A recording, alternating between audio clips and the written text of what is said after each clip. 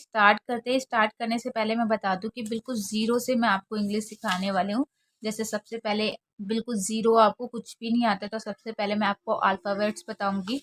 उसके बाद जैसे कॉन्सोनेंट क्या होते हैं, उसके बाद मात्राएं क्या होती हैं, इनको कैसे लिखा जाता है, मैसेज कैसे लिखे जाते हैं, 2 लेटर, 3 लेटर, 4 लेटर, मात्रा, एक ही मात्रा, ओके में जितना भी है ना ए टू जेड पूरा मैं आपको इस वीडियो में सिखाने वाली हूँ। तो प्लीज़ पूरी वीडियो देखिएगा ताकि आप अच्छे से सीख सकें। तो चलिए स्टार्ट करते हैं, एक एक को मैं सिखाती हूँ। एक चीज़ और बोल दूँ, जो इंग्लिश लिखना और पढ़ना जानते हैं ये वीडियो उनके लिए नहीं है। तो जिनको बिल्कुल शुरू से इंग्लिश पढ़ना लिखना सीखना है ये उनके लिए वीडियो है। तो वही इसको देखे वीडियो को जिनको लिखना पढ़ना सीखना है। चलिए स्टार्ट करते हैं। तो यहाँ पर सबसे पहले 2 तरीके की अल्फ़ाबेट्स होते हैं। जैसे एक होता है कैपिटल और एक होता है स्मॉल। कैपिटल का मतलब होता है जो बड़े बड़े अक्षर होते हैं। अक्षर तो हम हिंदी में बोलते हैं लेकिन बड़े जो लेटर होते हैं ना उसको हम कैपिटल बोलते हैं। और जो छोटा लेटर होता है उसको हम स्मॉल लेटर बोलते हैं। तो यहाँ पर अगर जैसे ए है तो वो इस तरीके से लिखेंगे और छोटा ए इस तरीके से। इसी तरीके से बड़ा बी ऐसे लिखते हैं और छोटा बी ऐसे, बड़ा सी ऐसे, छोटा सी ऐसे। ये डी है तो मैं यहाँ पर बोलूंगी। बस ये मत सोचिए कि मैं ABCD सिखा रही हूँ, ये मैं आप बिल्कुल बेसिक बता रही हूँ। तो स्टार्टिंग में ये बता रही हूँ, उसके बाद आपको आगे आगे बढ़ाती रहूंगी। उसके बाद ई। आप जैसे मैं ई बोल रही हूँ तो दोनों को पढ़ने में एक ही जैसा पढ़ा जाएगा। ये भी ई है, ये भी ई है, बस लिखने का तरीका अलग है। FGHIJKLMNOPQRST।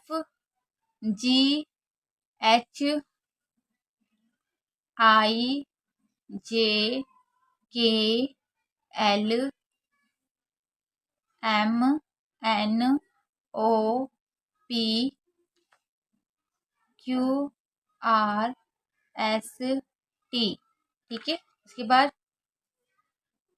UVWXYZ। ये आपका सबसे पहला सीढ़ी होती है, जैसे पहली सीढ़ी है जो आपको याद होनी चाहिए। तो इसको आपको सबसे पहले याद करना है। ठीक है। उसके बाद अब मैं बता देती हूँ दूसरे नंबर पे हमें क्या सीखना होता है। दूसरे नंबर पे आपको पता होना चाहिए कि जो भी जैसे A E I O U होता है, ये होते हैं वोबल्स। वोबल्स का मतलब होता है जो भी मात्राएं होती हैं उन्हें हम वोबल्स बोलते हैं। तो एक ए को क्या बोलेंगे, ए की मात्रा, ई की मात्रा, आई को ई की मात्रा, ओ को ओ की मात्रा, यू को यू की मात्रा, मतलब जो भी कहीं ना कहीं ये मात्राएं होती हैं।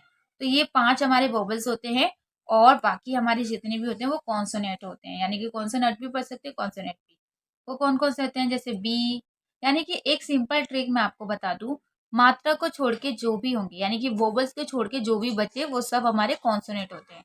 तो यहाँ पर आप इसे एक बार देख सकते हैं, जैसे BCDFGHJKLMNPQRSTVWX। ऐसे याद करने की कोई ज़रूरत नहीं है। सिंपल इसमें से मात्राओं को हटा दिया गया है और वो ऊपर लिख दी गई है। तो आप ऐसे याद कर लीजिए, जो मात्राएं वो वोवल्स है और जो मात्रा नहीं होते हैं वो कॉन्सोनेंट होते हैं। अब इसके आगे आपको क्या याद होना चाहिए वो समझा दूं। इसके बाद होता है आपकी मात्राएं। जैसे हम बोलते हैं ना हिंदी में, अ से अनार, बड़े आ से आम, छोटी ई से इमली, बड़ी ई से ईख। तो देखिए आ से अनार तो होता है लेकिन आ को इंग्लिश में क्या बोलते हैं, आ को इंग्लिश में ए बोलते हैं। क्या बोलते हैं, ए बोलते हैं। बड़े आ को इंग्लिश में क्या बोलते हैं, डबल ए। तो बड़ा आ क्या होता है, डबल ए।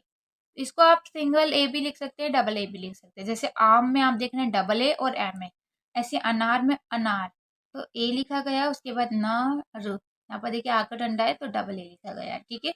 छोटी ई के लिए आई लिखते हैं, जैसे इमली में आई लिखा है, ई के लिए आई लिखा है। ठीक है। उसके बाद बड़ी ई, बड़ी ई के लिए हम डबल ई भी लिख सकते हैं, आई भी लिख सकते हैं।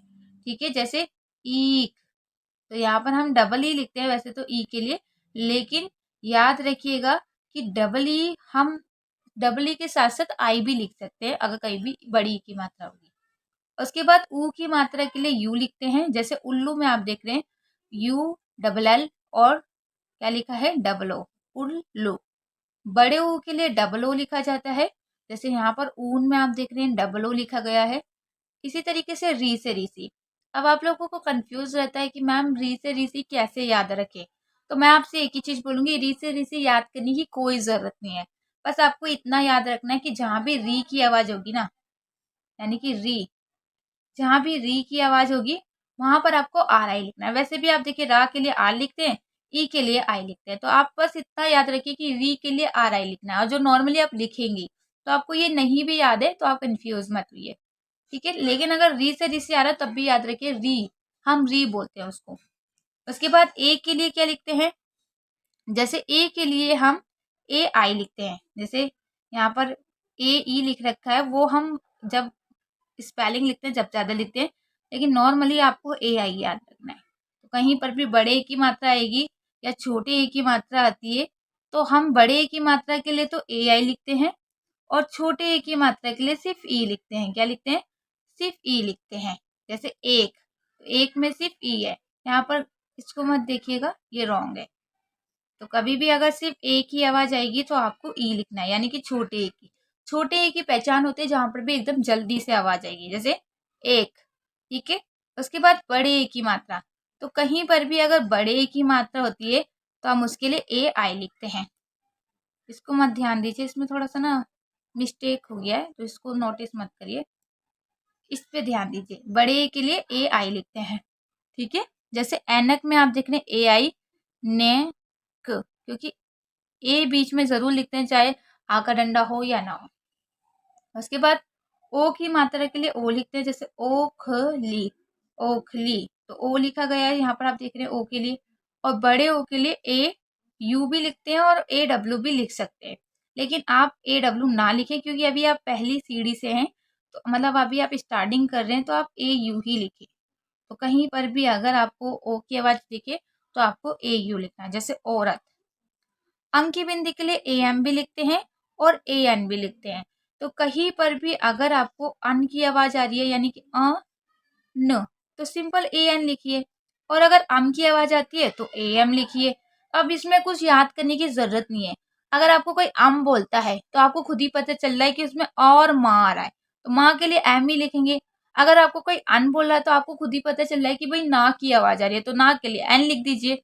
ये बहुत ही आसान है, बस लॉजिक की बात है, आपको ध्यान से सुनना है। हा, ये जो दो बिंदी होती है इसको हम हा पढ़ते हैं। तो आ के लिए ए लिखा, दो बिंदी के लिए एच लिखा, ठीक है। अब मैं आपको इसके आगे बता देती हूँ क्या याद करना होता है। अब जैसे कि हिंदी कॉन्सोनेंट्स यानी कि व्यंजन, व्यंजन मैंने बताया था व्यंजन किसे कहते हैं, अभी मैंने इसमें आपको सिखाया था। ये देखिए व्यंजन क्या होते हैं, मैंने यहाँ पर बताया था कॉन्सोनेंट जो मात्राएं नहीं होती है उन्हें हम व्यंजन कहते हैं, ठीक है। तो यहाँ पर व्यंजन याद कर लेते हैं। जैसे का को के पढ़ते हैं, खा को के एच पढ़ते हैं, ए सभी में लगेगा। तो का के होता है, खा का के एच होता है, गा का जी होता है, घा का जी एच होता है, ठीक है। तो ठीक है, घा के लिए क्या लिखते हैं, जी एच। अब देखिए आपको सिंपल कैसे याद करना है। जैसे का के लिए के है, अगर आपको कोई ख बोल रहा है तो आप सोचेंगे ख मुझे याद नहीं रहता कि ख के लिए के एच लिखना है, तो आपको सिंपल ऐसे याद करना है क ह, जिसे हम क और ह से मिलता है ख, यानी कि क के बाद आपको हा का हल्की सी आवाज, जहां भी आपको हल्की सी हा की आवाज आ रही है ना वहां पर आपको सिर्फ एच जोड़ देना है। जैसे ख, तो हा आ रहा है ना तो आपने इसलिए एच लगाया। ऐसे ही गा, तो गा के लिए जी लिखते हैं, लेकिन उसके आगे आपको घा कैसे लिखना है, ग ह, यानी कि घ। तो ये क्या हो गया, गा के लिए जी और घा के लिए जी है, तो बना घा, यानी कि गा में जब हम घा जोड़ देते हैं तो वो घ बन जाता है। ये आपको नहीं भी याद होगा तो इतना इम्पोर्टेंट नहीं है क्योंकि ये ज्यादातर नहीं आते हैं, लेकिन एन इसका याद कर लीजिएगा, जितने भी अड़ा होते हैं ना उनका एन आता है, ठीक है। चा के लिए सी एच लिखते हैं, लेकिन अगर च ह यानी कि छ, छ, तो जब भी हा की आवाज आती है तो हम एच जरूर लिखते हैं, तो हम क्या करेंगे एक और एच लिख देंगे, सी डबल एच। उसके बाद जा के लिए जी लिखते हैं, लेकिन जा के साथ अगर हम हा जोड़ देते हैं तो ज ह, झ, झ, तो यानी कि जे एच ए, ठीक है। उसके बाद अड़ा मैंने बताया ये कि तीनों के लिए अड़ा आएगा। टा के लिए टी लिखते हैं, लेकिन ट में अगर हा जोड़ देते तो ठ बन जाता है, ट ह, यानी कि ठ, तो क्या करेंगे टी एच लिख देंगे। डा के लिए डी आता है, हमेशा याद रखिएगा। अब डा में जब हम एच जोड़ देते हैं क्या हो जाता है, ड ह, ढ, ढ, यानी कि ड का डी और हा का एच। अड़ा का अड़ा बताया था, ता का टी होता है, ठीक है, था का टी और एच। उसके बाद टी एच हो गया, डा के लिए डी, ढा के लिए डी एच और अड़ा के लिए मैंने बता दिया है। ता के लिए टी, था के लिए देखिए त ह, जिसे हम ठ बोलते हैं, सॉरी दा बोलते हैं, मेरे मुंह से ठा निकल गया गलती से। त ह यानी कि था, तो THA, ठीक है। उसके बाद द, तो दा के लिए डी होता है, और जब हम दा में हा जोड़ देते तो वो बन जाता है द ह यानी कि ध। ढा का दी होगा और हा का क्या होगा, एच होगा, तो ड और हा से बना ध। ना का एन लिखते हैं, सिंपली आपको याद रखना है। उसके बाद प, तो पा के लिए पी लिखते हैं, सबको पता रहता है, ये याद हो जाते हैं। लेकिन प के साथ जब हम हा जोड़ देते हैं तो वो बन जाता है प ह यानी कि प ह, फ, जिसे हम फा का साउंड करते हैं, तो PH। तो इससे आप याद कर सकते हैं आसानी से। बा का बी होता है, और जब हम बा में हा जोड़ते हैं तो ब ह यानी कि भ, BHA। तो नॉर्मली सब में एच ही लगाया जाता है, और जिनमें एच नहीं लगता है वो सिंपली आपको जल्दी याद हो जाते हैं। माँ का क्या होता है, M होता है, ठीक है। उसके बाद या का वाई होता है, रा का आर होता है, ला का एल होता है, वा का वी होता है, शाह। अब शाह में याद करने में कोई भी डिफिकल्ट नहीं है, जो भी आपको शाह बोले आपको एस एच लिखना है। लेकिन नॉर्मली हम एस एच नहीं लिखते हैं, ज्यादातर हम एस लिखते हैं। तो अगर आपको कुछ याद नहीं है तो आप सिंपली क्या लिखेंगे, एस। उसके बाद जैसे हाँ के लिए एच लिखते हैं आप, जैसे ये होते हैं ना, इन्हें हम बोलते हैं संयुक्त शब्द। संयुक्त शब्द का मतलब होता है जब हम दो शब्दों को जोड़ के बनाते हैं। अब जैसे आपको हिंदी में नहीं समझ में आ रहा तो इंग्लिश में देखिए, क और शा, यानी कि आपको खुद ही पता चल रहा है कि ये क और शा से मिलके बना है, तो इसको हम पढ़ेंगे क्या, कश। तो अगर आपको ये रहता है कि मुझे ये याद नहीं रहता है, तो आपको याद करने की कोई जरूरत नहीं है। आपको हिंदी में याद नहीं है कोई बात नहीं, इंग्लिश में आपको याद करने की जरूरत नहीं है, क्योंकि जब भी अगर आपको कोई बोलेगा ये, तो कोई भी बोलेगा कश लिखिए, कश, कश लिखिए, तो क और शा, कश, कश, तो आपको खुद ही पता चल रहा है क और शा की आवाज आ रही है। तो का के लिए आप के लिखिए, शा के लिए एस एच लिखिए। और नाम में तो हम के ही लिखते हैं, ये भी नहीं है कि आपको सी में कंफ्यूज हो रहा है, तो के ही लिखा जाता है। इसी तरीके से अगर हिंदी में आपको तरह याद नहीं है तो नॉर्मली आप इंग्लिश में याद कर लीजिए। अगर मान लीजिए मैंने आपको नहीं याद कि तरह कैसे लिखते हैं, लेकिन मैं ये बोल रही हूँ कि तरा, तरह लिखिए, तरह, तरह, तो आपको खुद ही पता चल रहा है कि मैं क्या बोल रही हूँ, त और रा बोल रही हूँ, तरह, तरह। तो इसको आप ता के लिए टी लिख दीजिए, रा के लिए आर लिख दीजिए। तो आप मेरे बोलने से ही समझ सकते हैं कि मैं क्या बोल रही हूँ, तरह यानी कि तरह, ठीक है। उसके बाद ग या, अगर आपको ये ज्ञा ज्ञानी वाला भी याद नहीं होता तो आपको देखिए जब भी कोई बोलेगा तो वो ऐसे बोलेगा, ज्ञा, ग या, ज्ञा। तो गा के लिए जी लिख दीजिए, या के लिए वाई। आपको ग और या तो पता है ना, चाहे ये पता ना हो, लेकिन ग और या जब वो बोलेगा तो आपको वो तो पता चल जाएगा। इसी तरीके से अगर आपको ये याद नहीं है तो आपको श और रा तो याद है, श रा, शरा। तो शा के लिए एस एच लिख दीजिए, रा के लिए आर। अगर ऐसा नहीं भी लिखते, एस लिख देते, तब भी वो गलत नहीं माना जाएगा, वो शराई माना जाएगा। अब बोलिए क्या डिफिकल्ट है, कुछ भी नहीं है भाई, तो इसको आप आसानी से याद कर सकते हैं। लेकिन अगर अभी तक आपने चैनल को सब्सक्राइब नहीं किया तो जल्दी से कर लीजिए, क्योंकि आगे मैं इसको और अच्छे से समझाने वाली हूँ। मैं आपके लिए नए नए नोट्स बनाए मैंने सभी के लिए, यूट्यूब के बच्चों के लिए। तो अगर आप चाहते हैं जल्दी से इंग्लिश सीखना तो सब्सक्राइब करना बहुत जरूरी होगा। लाल कलर का बटन होगा और सब्सक्राइब करना बिल्कुल फ्री है। लेकिन अगर आप हमारी कोचिंग भी ज्वाइन करना चाहते हैं, ऐसे नोट्स भी चाहते हैं, तो आप हमारी कोचिंग भी ज्वाइन कर सकते हैं इस नंबर पे कॉल या मैसेज करके। चलिए अब मैं आपको इसके आगे क्या सीखना है वो बता देती हूँ। अब आपको सब कुछ पता चल गया कि भाई का को क्या पढ़ते हैं, ला को क्या पढ़ते हैं, चा को क्या पढ़ते हैं, माँ को क्या पढ़ते हैं, था को क्या पढ़ते हैं। मतलब आपको जब अच्छे से ये वाला पेज याद हो जाए ना, ये वाला क ख वगैरह, तब आपको इस पे आना है, यानी कि इसके आगे। अभी मैं आपको लास्ट में होमवर्क भी दूंगी, जो भी सिखाऊंगी उसके लिए मैं आपको होमवर्क भी दूंगी, ठीक है। तो अगर आपको ये याद हो गया तो अब आपको क्या करना है, अब आपको अपना टेस्ट लेना है। जैसे यहाँ पर लिखा है, देखिए जो अभी तक हम सीख रहे थे कि का को के पढ़ते हैं, ला को एल पढ़ते हैं, लेकिन अब हमें इन दोनों को मिला के लिखना है। जैसे क अगर अकेला होगा तो हम क्या लिखते थे, के लिखते थे। जैसे अभी मैं आपको इसमें दिखाती हूँ, जैसे आपकी ये वर्कशीट है, तो इसमें देखिए, इधर से देखिए, अगर आपको का लिखना है तो का के लिए क्या लिखना है, के लिखना है, तो आपने यहाँ पर के लिख दिया मान लीजिए। और अगर आपको ला लिखना है तो ला के लिए क्या लिखना है, इसमें हम ढूंढ लेते हैं, एक मिनट, ल ल ल ल ल ल ल ल, हाँ ये रहा। तो ला के लिए क्या लिखना था, हमें एल लिखना था। तो ऐसे आपको याद रखना है। मतलब आपको अभी तो मैं देख रही हूँ, लेकिन आपको देख के भी देख के भी लिख सकते हैं अगर आपको नहीं याद है। लेकिन याद करना ज़्यादा अच्छा है क्योंकि आपको आगे तो याद ही रखना चाहिए। तो हमने लिखा क, का के लिए के लिखा और ला के लिए एल लिख दिया। अब बचा ये बीच में ए कहाँ से आया? तो देखिए, जब भी बीच में आपको कोई भी नाम लिखना हो, कुछ भी आप लिख रहे हैं और अगर बीच में कोई भी मात्रा नहीं है, तो आपको हमेशा ए लिखना होगा। क्या लिखना होगा? ए लिखना होगा। लेकिन ये जो भी रूल्स मैं बता रही हूँ ना, ये आपके मैसेज जो लिखते हैं उसके लिए, ये नाम जो लिखते हैं ये उसके लिए। ये स्पेलिंग रूल्स नहीं है, ये भी याद रखिएगा। जो आप इंग्लिश स्पेलिंग लिखते हैं उसके लिए ये नहीं है, ठीक है? तो उसके लिए अगर आप चाहें तो कोचिंग भी जॉइन कर सकते हैं जिसमें हम स्पेलिंग रूल्स भी सिखाते हैं। अब चा के लिए मैंने क्या बताया था? CH होता है, जैसे मैं इसमें दिखा देती हूँ।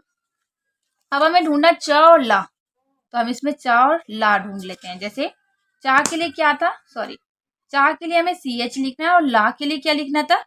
एल लिखना है, ठीक है?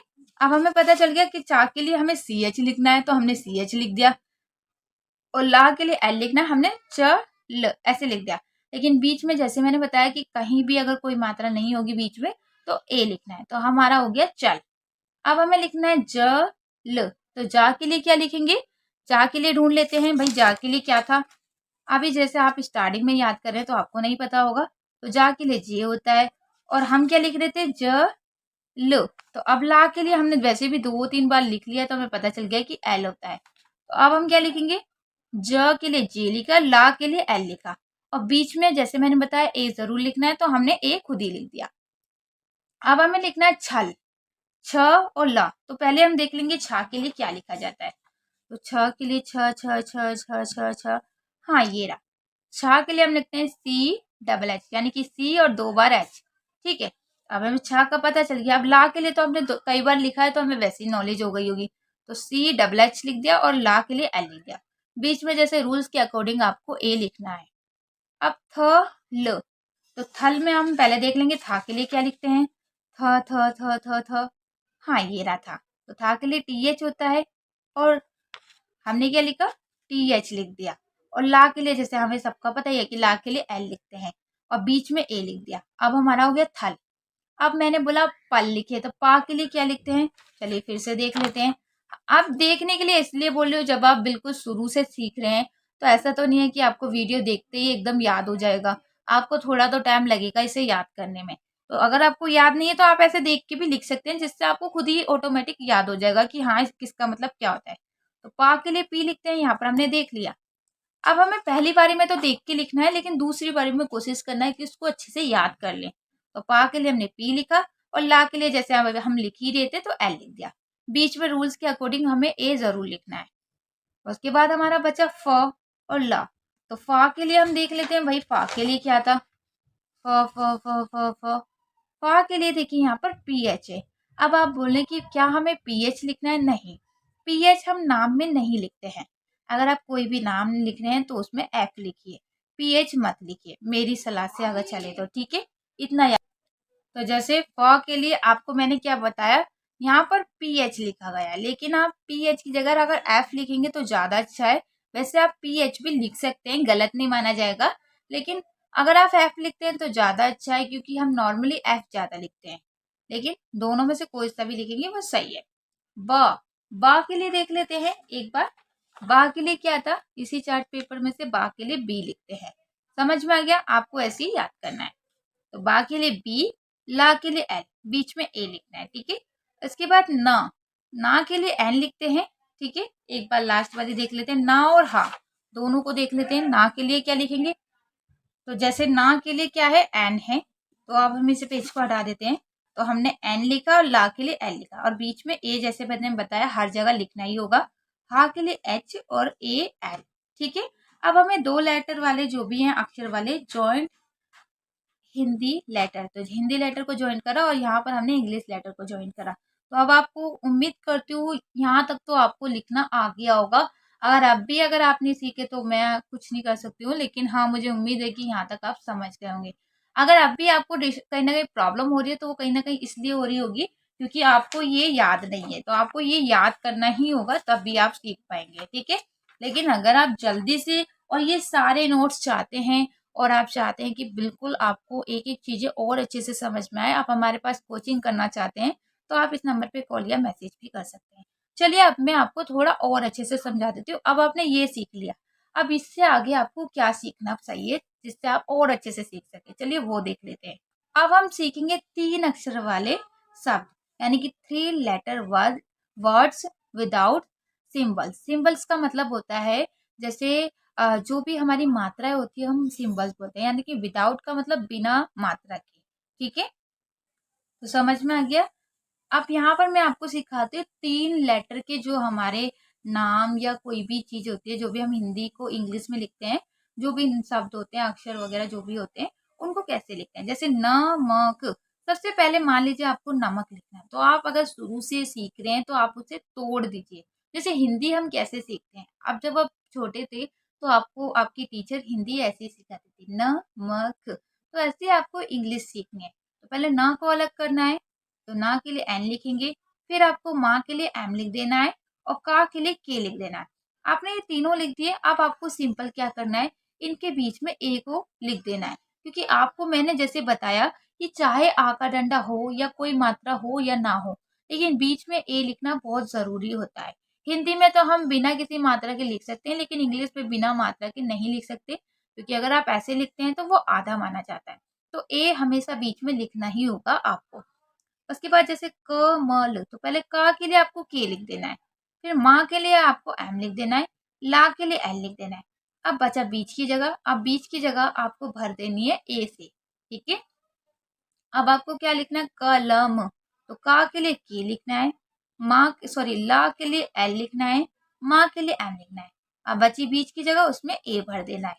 अब जैसे हमने बोला सरल, तो सा के लिए एस, रा के लिए आर और ला के लिए एल। आप अभी ए मत भरिए, मतलब पहले आप इनको लिखिए। सा के लिए क्या लिखा जाता है, रा के लिए क्या लिखा जाता है, ला के लिए क्या लिखते हैं। अब जो बीच की जगह है ना उसको थोड़ा स्पेस रख दिएगा, और लास्ट में आप बीच की जगह को भरेंगे तो सिंपल सा लगेगा। ठीक है, नहीं तो कंफ्यूज हो जाएंगे अगर बिल्कुल जीरो से सीख रहे हैं तो। उसके बाद जैसे मैंने बोला मगर, तो मगर में आपको कैसे करना है, पहले माँ के लिए आपको एम लिखना है, गा के लिए जी लिखना है और रा के लिए आर लिखना है।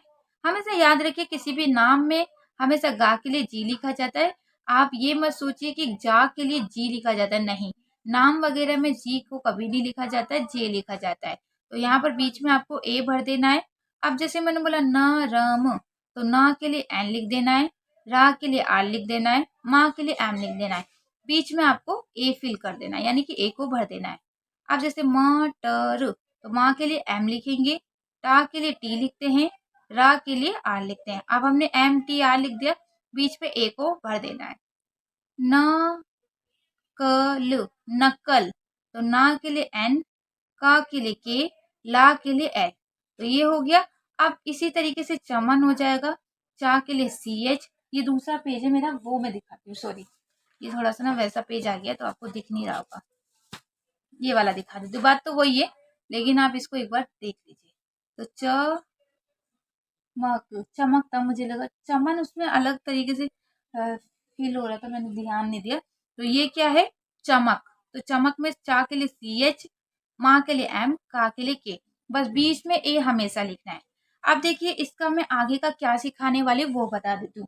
कल हम क्या सीखेंगे, कल मैं आपको बताऊंगी जितने भी आ के डंडे वाले होते हैं, आ का डंडा कैसे लगाते हैं। उसके बाद हम सीखेंगे छोटी ई की मात्रा, कल की वीडियो का बता रही हूँ ये, छोटी ई की मात्रा कैसे लिखते हैं। उसके बाद बड़ी ई की मात्रा कैसे लिखते हैं। अभी वीडियो से जाइएगा मत, अभी आपको होमवर्क देना बाकी है। उसके बाद ये सब हम कल सीखेंगे। इसके जैसे कि यहाँ तक आप सीख गए, अब इसके आगे आपको क्या सीखना है वो मैं आपको कल सिखाऊंगी।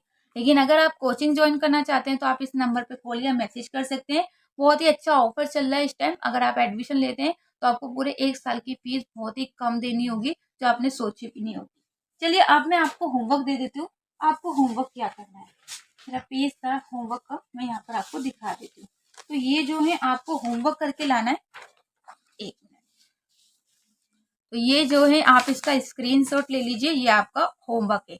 जो भी मैंने आपको समझाया है पहले यहाँ तक आप स्क्रीनशॉट ले लीजिए। ले लिया आपने स्क्रीनशॉट? जल्दी से लीजिए। अब उसके बाद सॉरी यहाँ तक रख देती हूँ। अब इसका स्क्रीनशॉट ले लीजिए, जितने भी मैंने लिखे हैं ना ये आपको व्हाट्सएप पे लिख के सेंड कर सकते हैं, या तो हमारे इस नंबर पे, या फिर आप कमेंट बॉक्स में ये सारे जितने भी नाम हैं, जो भी है पवन, लहर और खबर, नमक, ये सब आपका टेस्ट है, आपको कमेंट बॉक्स में लिख के दिखाना है, ठीक है। ताकि देखिए लिखते रहेंगे तभी आप सीख पाएंगे। तो अभी आपको लिखना है, और अगर चैनल को सब्सक्राइब नहीं किया है तो जल्दी से कर लीजिए, क्योंकि कल की वीडियो आपको जब भी पता चल पाएगी जब आप हमारे चैनल के मेंबर होंगे। क्योंकि अगर आपने सब्सक्राइब नहीं किया होगा तो आपको वीडियो को पता नहीं चलेगा। और सब्सक्राइब करना बिल्कुल फ्री है, इसके कोई पैसे नहीं लगते हैं, आप बिल्कुल फ्री में कर सकते हैं। एक लाल कलर का बटन होगा हमारी वीडियो के नीचे, उसको टच करना है सिंपली, आप हमारी क्लास में आ जाएंगे, ये यूट्यूब वाले में। लेकिन कोचिंग वाली क्लास के लिए आप कॉल करना पड़ेगा, तभी आप क्लास में आ पाएंगे। चलिए कल की वीडियो का वेट कीजिएगा, 9 बजे रात को क्लास होती है, आप ले सकते हैं। Okay bye, good night.